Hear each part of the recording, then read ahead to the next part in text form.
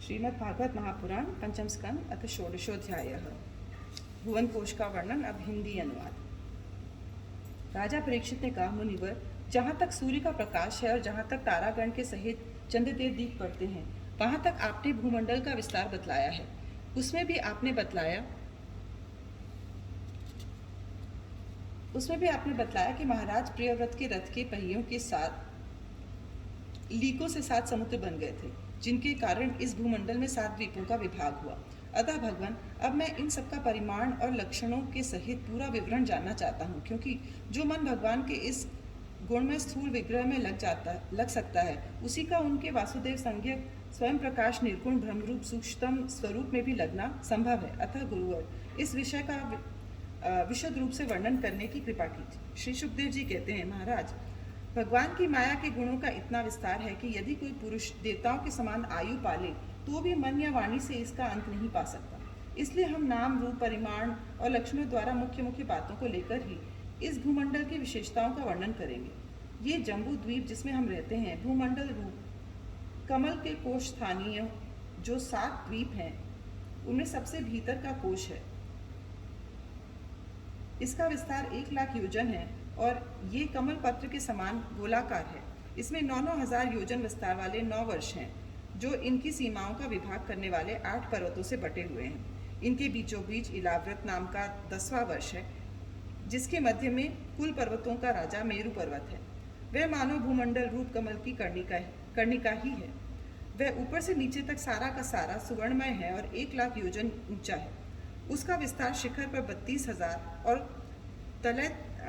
तलैटी में 16,000 योजन है तथा 16,000 योजन ही वह भूमि के भीतर घुसा हुआ है, अर्थात भूमि के बाहर उसकी ऊंचाई 84,000 योजन है। इलाव्रत वृक्ष के उत्तर में क्रमशः नील, श्वेत और रिंगवान नाम के 3 पर्वत हैं, जो रम्यक, हिरण्मय और कुरु नाम के वर्षों की सीमा बांधते हैं। वे पूर्व से पश्चिम तक खारे पानी के समुद्र तक फैले हुए हैं। उनमें से प्रत्येक की चौड़ाई 2000 योजन है तथा लंबाई में पहले की अपेक्षा पिछला क्रमशः दशमांश से कुछ अधिकतम कम है। चौड़ाई और ऊंचाई तो सभी की समान है। इसी प्रकार इलाव्रत के दक्षिण की ओर एक के बाद एक निषद, हेमकूट और हिमालय नाम के 3 पर्वत हैं। नीलादि पर्वतों के समान ये भी पूर्व पश्चिम की ओर फैले हुए हैं और 10-10 हजार योजन ऊंचे हैं। इनसे क्रमशः हरिवर्ष, किमपुरुष और भरतवर्ष की सीमाओं का विभाग होता है। इलाव्रत के पूर्व और पश्चिम की ओर उत्तर में नील पर्वत और दक्षिण में निषद पर्वत तक फैले हुए गंधमादन और माल्यवान नामक 2 पर्वत हैं।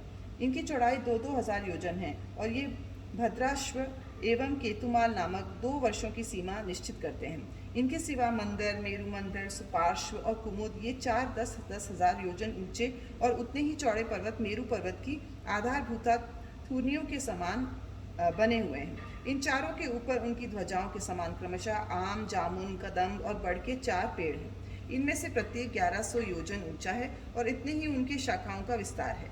इनकी मोटाई 100 योजन है। भरत श्रेष्ठ, इन पर्वतों पर 4 सरोवर भी हैं, जो क्रमशः दूध, मधु, ईख के रस और मीठे जल से भरे हुए हैं।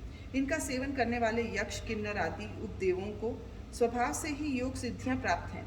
इन पर क्रमशः नंदन, चैत्ररथ, वैभ्राजक और सर्वतोभद्र नाम के 4 दिव्य उपवन भी हैं। इनमें प्रधान देवगण उन अनेकों सुंदरियों के नायक बनकर साथ विहार करते हैं। उस समय गंधर्वादि उपदेवगण उनकी महिमा का बखान किया करते हैं। मंदराचल की गोद में जो 1100 योजन ऊंचा देवताओं का आम्र वृक्ष है, उससे गिरि शिखर के समान बड़े बड़े और अमृत के समान स्वादिष्ट फल गिरते हैं। वे जब फटते हैं तब उनसे बड़ा सुगंधित और मीठा लाल लाल रस बहने लगता है। वही अरुणोदा नाम की नदी में परिणत हो जाता है। ये नदी मंदराचल के शिखर से गिरकर अपने जल से इलाव्रत वर्ष के पूर्वी भाग को सींचती है। श्री पार्वती जी की अनुचरी यक्ष पत्नियाँ इस जल का सेवन करती हैं। इससे उनके अंगों से ऐसी सुगंध निकलती है कि उन्हें स्पर्श करके बहने वाली वायु उनके चारों ओर 10-10 योजन तक सारे देश को सुगंध से भर देती है। इसी प्रकार जामुन के वृक्ष से हाथी के समान बड़े बड़े प्रायः बिना गुठली के फल गिरते हैं। बहुत ऊंचे से गिरने के कारण वे फट जाते हैं। उनके रस से जम्बू नाम की नदी प्रकट हो जाती है, जो मेरु मंदर पर्वत के 10,000 योजन ऊंचे शिखर से गिरकर इलाव्रत के दक्षिण भूभाग को सींचती है। उस नदी के दोनों किनारों की मिट्टी उस रस से भीगकर जब वायु और सूर्य के संयोग से सूख जाती है, तब वही देवलोक को विभूषित करने वाला जाम्बूनद नामक सोना बन जाता है। इसे देवता और गंधर्वादि अपनी तरुण की स्त्रियों के सहित मुकुट, कंकण और करधनी आदि आभूषणों के रूप में धारण करते हैं। सुपार्श्व पर्वत पर जो विशाल कदम वृक्ष है, उसके 5 कोटरों से मधु की 5 धाराएं निकलती हैं। उनकी मोटाई 5 पुरसे जितनी है। ये सुपार्श्व के शिखर से गिरकर इलावृत वर्ष के पश्चिमी भाग को अपनी सुगंध से सुवासित करती हैं।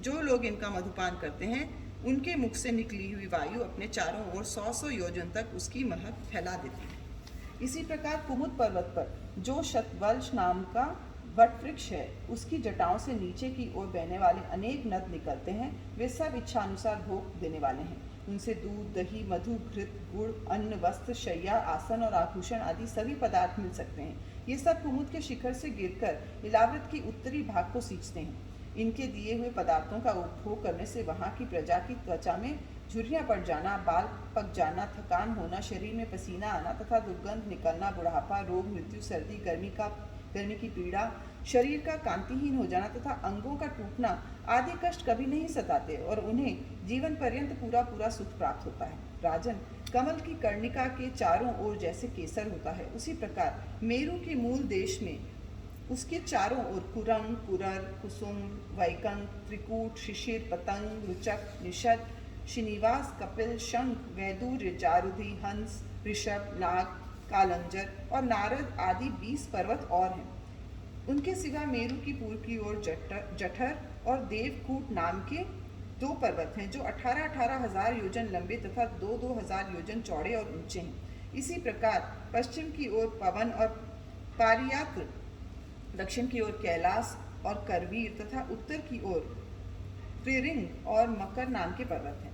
इन 8 पहाड़ों से चारों ओर घिरा हुआ सुवर्णगिरी मेरु अग्नि के समान जगमगाता रहता है।